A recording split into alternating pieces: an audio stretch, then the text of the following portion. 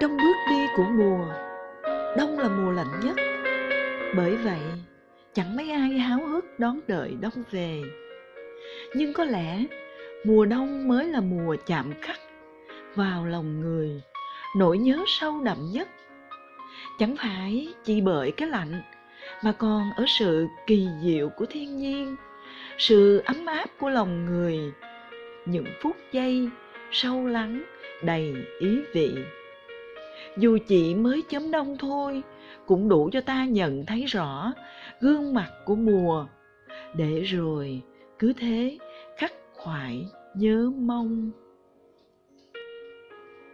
Chớm đông là khi trời mây chẳng còn tách bạch, cùng khoác lên màu áo u trầm, tĩnh lặng nặng trĩu nỗi niềm trăn trở suy tư. Cả bầu trời như ghé xuống thật gần, thì thầm cùng với đất. Chớm đông cũng là khi dòng nước phẳng lặng như tờ, chẳng buồn trôi, chỉ muốn chìm trong một giấc ngủ sâu, hay lặng thinh như giận hờn không nói. Chớm đông chỉ có cơn gió mùa lang thang khắp nẻo, gọi về trong lòng người những nỗi nhớ chơi vơi, những khát khao giao cảm cho khỏa lấp cái lạnh giá đầu mùa, cái lạnh lòng của sự trống trải, cô đơn. Đi trên những con đường đầu đông, mắt ta chẳng thể nào lơ đãng, chân ta chẳng thể nào vô tình lướt qua trước cảnh vật trong thời khắc đông về. Là những con đường quạnh hiu cho ta ngẩn ngơ trông ngóng bóng dáng người thương, thấy cần lắm, nhớ lắm đôi bàn tay ấm ấy.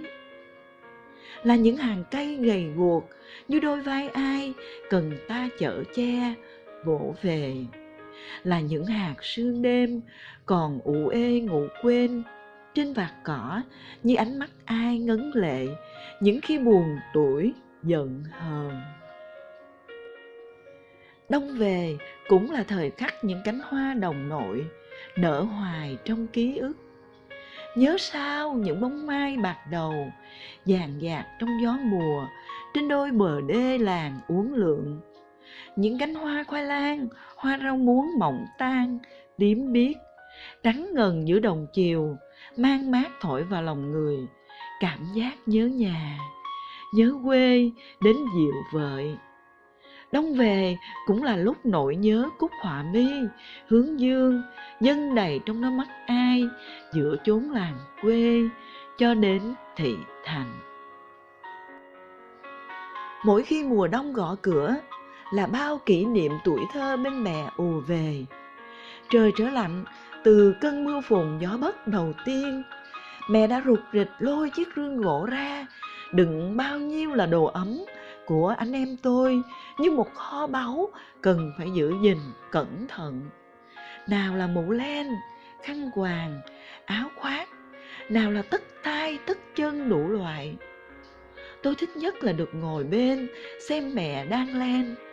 Tay mẹ cứ thoăn thoắt đan, tay tôi thì vân vê những cuộn len đủ màu bắt mắt, chẳng khác nào những chú gà con mới nở. Những sáng ngày đầu đông, mới mở mắt ra đã chạy ù xuống bếp, chỉ để được ngồi trong lòng mẹ, trong hương lửa rơm thơm thơm ấm nồng. Với tôi, mỗi khi đông về là cả một trời thương nhớ của tuổi thơ chân đất đầu trần lại hiển hiện vẹn nguyên. Đông đến là lũ trẻ quê nghèo, đứa nào cũng mồm miệng khô khóc, chân tay nứt nẻ, da dẻ mốc meo. Ấy vậy mà trong khoảng trời quê giá lạnh ngày ấy, vẫn không thiếu tiếng trò chuyện râm ran, những điệu cười câu hát mênh mang từ những niềm vui bình dị mà ấm áp thân tình. Đông về, mặt trời kéo màn đêm xuống đi ngủ sớm hơn mọi khi.